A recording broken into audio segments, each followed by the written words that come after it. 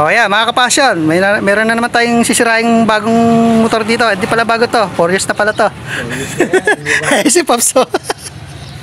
Yeah, Rusi Passion, magkakabit kami ng D-Type, no? Itong D-Type na to, in-order na nyo to online. So, sa mga nagpapalo sa akin sa Facebook, sa YouTube, pinupost ko naman yung link ng seller para hindi na kayo mamahalan.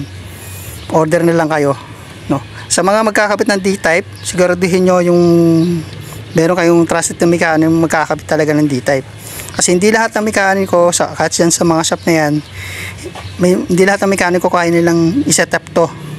Kasi pag nagkabit kayo at hindi talaga marunong yung mekaniko mag-set up ng D-Type, mas lalo kayong lalakas sa gas.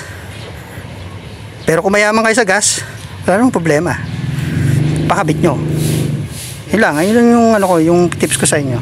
Kaya ito kakapit na namin to. Tatanggalin namin tong intake manifold. Sa intake manifold mo.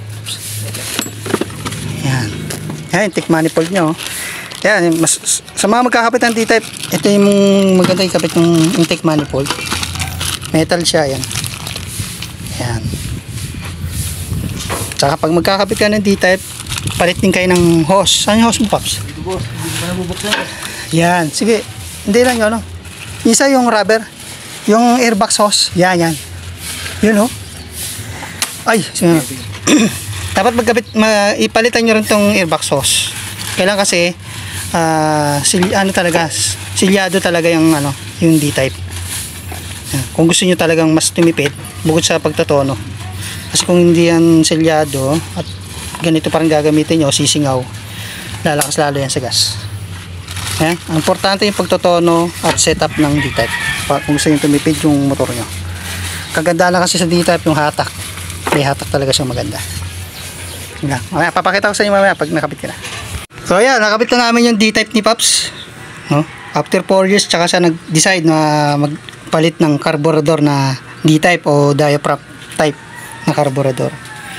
So yan, pakita ko lang sa inyo. Ito yung ginamit ng intake manifold, no? Kung magkakabit kayo ng ganito intake manifold, maraming adjustment, no? Ang tagal namin bago na-adjust, no? Kailangan pa namin tabasan pa yung sa intake manifold, no? Maraming adjustment, hindi ganoon kadali ikabit. So maraming adjustment dito. Talagang gagamitan niyo ng diskarte para magkasya yung D-Type. Kasi limited lang kasi yung space sa Rusi Passion. Ewan ko lang sa ibang motor, no? Kaya nagtagal kami. Nagtabas kami dito sa pinaka-rubber na intake manifold. Tapos nagtabas din kami doon sa intake manifold mismo, yung sa niya, no? Yan. Tapos tinuno ko to.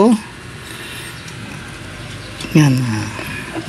Panoorin nyo lang yung iba kong video. Tsaka isa pa to, tinanggal ko na rin yung yung kanyang automatic choke, auto choke ang tawag. Yan. Tinapalan ko lang dyan. Hindi ko na naipakita sa video. Busy kasi si Pops eh. Yan. Okay na. Tapos magkaroon kayo ng idea.